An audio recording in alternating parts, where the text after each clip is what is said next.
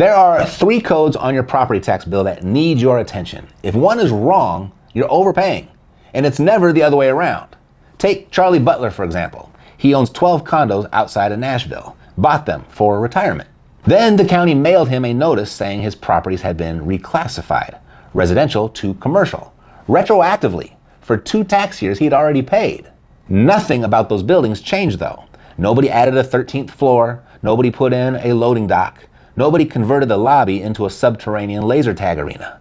One word on a county record changed, that's it, and the bill followed. And this can happen to anybody, at any time, and it will typically happen in one of these 3 places. Number 1, your property class, sometimes called your use code. Number 2, your exemption status. And number 3, your tax cap, sometimes called your assessment limitation. Now this would be a good time to grab your bill if you got it handy, or pull up your county record online, because here's the part that got my attention. Butler's code got changed by the government, but 2 of these 3 can get switched off by something you did yourself, unknowingly, and nobody calls to tell you did it. So let's go through all 3 before you mail this year's check. So if you've got your latest bill handy, amazing. Or if you've got your county assessor's website open, just as good. Search your address. Now, property taxes are county specific, and there are some 3,000 counties in the US, and they seemingly all have their own way of naming things, or recording things, or just in general, doing things. For example, depending on where you live, these 3 codes live on the printed bill, on your assessment notice, or on the online property record. Sometimes all 3 places, sometimes only 1. So we'll go through these generally and specifically where we can. But regardless, if you get any or all of these wrong, this can get expensive. And counties, unfortunately, don't have the best reputations for volunteering helpful information to their residents. So consider this a head start, or at the very least, a point in the right direction so you'll know where to look and what to ask for at your county. Let's take them in order. Code number 1, your property class. On your record, it might say property class, or use code, or classification, or land use code, or property type. All of those are the county answering one question. What is this thing? Is it a house, a condo, a duplex, a farm, a store, vacant, dirt? And this is important because it's the part almost nobody understands, and it's the whole ballgame. Your county does not tax what your house is worth, contrary to popular belief. Here's what I mean. Say your house is worth $400,000. The county does not send you a bill on $400,000. Before they do anything else, they take a percentage of that number, and they only tax the percentage. That percentage has a name. It's called the assessment ratio, and it is not the same for every kind of property. In Tennessee, for example, if the county says your property is a home, they tax you on 25% of its value. So that $400,000 house, they tax you on $100,000. If the county says your property is commercial, they tax you on 40%. Same $400,000 building, but now they tax you on $160,000. Same value, but $60,000 more of it gets taxed every year. So that class code is not a label, it's a multiplier. It decides which percentage they use before the tax rate ever shows up. Which brings us all the way back to Charlie Butler. He didn't hire a firm, he didn't lawyer up. He appealed it, sat down for a video conferencing hearing in April, and represented himself. On June 11th, an administrative judge named Mark Garland ruled the properties should be classified residential and reversed the change for both years. The judge looked at how they were owned, how they were used, whether a company held them, whether they sat under one deed. Butler owned them personally with his wife and reported the income on his own return. The judge also said that making money off a property is not, by itself, the thing that decides it. One guy, one video call, 2 years of wrong entry, undone. Now, here's the crazy part. Rob Mitchell is the Rutherford County assessor. He says reclassifying those condos was never his office's idea. He says the state ordered it after a state audit finding, that his own outside attorney told him the change wasn't supported by Tennessee law, and that he sent that opinion to the state and was told to proceed anyway. His office mailed the notices under formal protest. So the code on Butler's property got rewritten by people who had never seen his property over the written objection of the one man whose job was to look at it. That's the part that should really stick with you. Not necessarily Tennessee, but the mechanism. Somebody or something who has never stood in your driveway can change what your house is on paper, and the appropriate bill follows. Now, you're probably not getting reclassified as a shopping center, but this field goes wrong in quieter ways all the time. Like you ran a business out of the spare bedroom for a few years and the county picked up on it. Or you had a mother-in-law unit that got converted back into a bedroom in 2009. You listed the place on a short-term rental site one summer and they noticed. Or you bought a duplex, converted it to a single family, and the record never caught up. You can walk past your house every day and never know that on paper, your local government thinks you live in a strip mall. So here's what you're looking for on your record. Does it say residential? Does the description match what your house actually is? Single family, condo, manufactured home, duplex? Is anything on that record showing commercial, non-residential, mixed use, or vacant? And is there an accessory unit or a business use sitting in that file that hasn't existed in 15 years? Then take the code and look up what your county says it means. Every assessor's office publishes the list. The code by itself tells you nothing. The definition tells you everything. That's code 1. Code number 2. This is easier to miss because the problem isn't a wrong entry. It's a blank one. It's your exemption status. And for most people, that would be your homestead exemption, but it's not limited to that. On your record, it might say homestead with a yes or a no, or owner occupied, or primary residence, or exemption code, or exemptions applied, or residential exemption. Some counties just abbreviate it, HS, or HE, or HOM. This one, it's the widest. Your house can be valued perfectly, and your bill can still be too high because a discount you qualify for isn't turned on. Philadelphia is a clean example. Their homestead exemption knocks $100,000 off the taxable value of your home. That's up to $1,399 off the bill every year. And the city says this out loud on its own website. Once you're approved, you never have to reapply unless your deed changes. Like if you refied or if you added a co-owner or removed one. Meaning the exemption is permanent up until the exact moment you do something incredibly responsible. Like picture the widow who takes her late husband's name off the deed, or the couple who put the house into a family trust because an estate attorney told them to, or the guy who refinanced at a better rate and signed a new deed at closing without thinking twice. Every single one of those is the smart, responsible move. And in many counties, every single one of those actions will instantly vaporize your tax discount. The trust one is the one I'd really watch. Putting your house in a revocable living trust is usually the right call. It's how you keep the place out of probate, not to mention preserve some anonymity, making it difficult for the bad guys to find you. In a lot of places, the exemption survives the transfer to a trust just fine, as long as you're the beneficiary and you still live there. But the record has to reflect it. So the question for your assessor is simple. Does the trust show up as the owner? And is the exemption still attached to it? Because nobody mails you a letter that says, "We turned off your discount, please advise." Now, if this already happened to you, it isn't necessarily gone. Cook County, Illinois, Chicago, as an example, they have a process for this. It's called a certificate of error. If you are eligible for the homeowner exemption and it wasn't on your bill, you can file for tax years 2024, 23, 22, and 2021. The assessor processes it and the treasurer mails you a refund check. That homeowner exemption in Cook County averages out to around $950 a year. 4 years of that, that's real money. Money you already paid and money you can get back. In Cook County, it's just one county.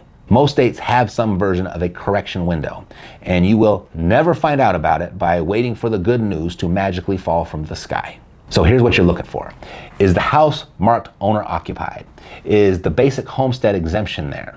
Are the other exemptions you actually qualify for listed, like senior, disability, veteran, surviving spouse, income-based? Did any of them disappear right after a deed change, a refinance, a trust transfer, or an inheritance? And does the taxable value on the bill actually reflect the exemption the record says you have? Now, if you find a blank field, that doesn't automatically mean the county did you wrong. Plenty of these you have to apply for. And I'm sure there's an exception here and there, but I can't think of one. Nobody voluntarily signs you up for these. You have to do that yourself. But if you qualify and it's blank, you're paying a bill somebody else in your same situation is not paying. So that's code 2. Now say your class is right and every exemption is sitting there where it should be. There's still one percentage that decides how fast your bill is allowed to climb. This is code 3, your tax cap, your assessment limitation. On your record, it might say tax cap or cap percentage or capped value or protected value. In Florida, they call it save our homes. Sometimes it just shows up as a number, a 3 or an 8. And to read this one, you need to know there are two different numbers on that record. There's what the county says your house is worth, and there's the number they're actually allowed to bill you on. In a normal year, those two numbers are not the same. The market number climbs. The billing number is only allowed to climb a little. That gap between the two, that gap is the protection. That's the money the cap is saving you. Which means when those two numbers suddenly match, the protection is gone. Nobody announces it. The gap just closes. I live in Clark County, Nevada, so I'll use mine as an example. It's a crazy one. Under Nevada law, your primary residence gets a 3% cap on the tax bill. Everything else, rentals, land, commercial, gets a cap of up to 8%. And here's the sentence, straight off the Clark County Assessor's page. Any ownership document recorded will remove your owner-occupied 3% abatement. Any ownership document recorded. Brutal. So if the document number on your file updates, you have to fill out a new postcard to keep the 3% for next year. The assessor's office mails those postcards out after July 1st. A postcard. Cray. The thing standing between 3% and 8% is a postcard that shows up in the same stack as the tire coupons and the roofing flyers in July, which is exactly when nobody in Las Vegas is really in a rush to open their mail. I mean, it's 110 degrees. Summer treks to the mailbox are undertaken only by the truly desperate or the heavily hydrated. Now, if you refinanced and it didn't include an ownership document, you're probably fine. But if you signed something that changed who's on title, that's the one that trips it. So let's do the math on this one, because 3 versus 8 sounds small until you run it out. Take a $5,000 tax bill. 10 years at 3%. That bill is about $6,700. 10 years at 8%, that same bill is about $10,800. Same house, same street, $4,000 a year apart, and still growing because of a postcard. And now the part that makes it worse than it looks. That cap doesn't measure from where you started. It measures from whatever they billed you last year. So 1 year at the wrong percentage doesn't just cost you that year. It raises the floor because next year's 3% gets calculated off the bigger number, and the year after that off a bigger one still. Fixing it going forward doesn't give you that back. So the sooner you catch it, the less it costs you. This is why you must appeal every year. This is standard operating procedure for commercial buildings. You gotta run your house like a business so that floor doesn't rise higher than it should. So here's what you're checking for. Does your primary residence show the owner-occupied cap and not the higher one? Did that percentage change after a refi, a trust, a divorce, or an inheritance? Did your capped value suddenly jump up to match market value? And does this year's bill show a different limitation than the one before it? If your state runs one of these, that's the field. Now, here's the part I can't prove. I can't tell you anybody designed it this way. I don't have that kind of access, nor did I get the memo. But I'll tell you what I notice. All 3 of these fields fall in the same direction. The class gets upgraded, never downgraded. The exemption disappears. It doesn't appear. The cap goes from 3 to 8, never 8 to 3. And every single time, the job of catching it lands on the person already paying the bill. You, the homeowner. Now, is that a conspiracy? I don't know. I'll let you decide that. But I can tell you that a system where the errors always result in the government taking more of your money is exactly how a system behaves when nobody is checking it. And almost nobody is. The National Taxpayers Union Foundation estimates somewhere between 30 to 60% of taxable property in this country is overassessed. Fewer than 5% of owners ever challenge it. And of the ones who do it properly, most win. That's a crazy batting average. Odds are you've never checked. So here's how you do it. Step 1, open 2 things at the same time. Your most recent printed bill and your county assessor's online record for your address. They don't always say the same thing. Where they differ, that's a clue. Step 2, find the 3 fields: property class, exemption or homestead status, cap or limitation. Step 3, look up what your county says each code means. Don't guess from the name. Not all county definitions agree. Step 4, pull the prior year's bill and set it next to the current one. Anything that changed that you didn't cause, that's your flag. Step 5, while you're in there, check the rest of the record. Square footage, bedrooms and bathrooms, whether they think your basement is finished, a pool or a shed you don't have, a building you tore down that you're still paying on. It's pretty common for people to find discrepancies here. Step 6, if something's wrong, call the assessor's office, not the treasurer, the assessor. Ask which form fixes it. a correction, a certificate of error? Is it a formal appeal? And ask them for the deadline in writing. And step 7, which matters, unless the county tells you otherwise, keep paying the bill while they review it. Don't withhold. Penalties and interest are automatic, and they don't care that you were right. I'm just a real estate operator, not your CPA. This runs county by county. Each one is a little bit different. So if your bill feels wrong and you want a hand on the appeal side, that's why I put together fightmyassessment.com. It walks you through what your county allows. But the part I just gave you costs nothing. 3 fields, 5 minutes. So you've got 2 roads. You can look at the number at the bottom, assume the computer got it right, and pay it. Then again next year. Because a wrong entry doesn't correct itself, it renews, and it compounds. Or you spend 5 minutes on 3 fields before you put your check in the mail. If they're all correct, you're done. And if one is wrong, you just found something that was going to follow you every year you owned that house. Charlie Butler got 2 years back with a video call and a folder. But say all 3 check out and the bill still went up. Then it isn't the code. It's the number they think your house is worth.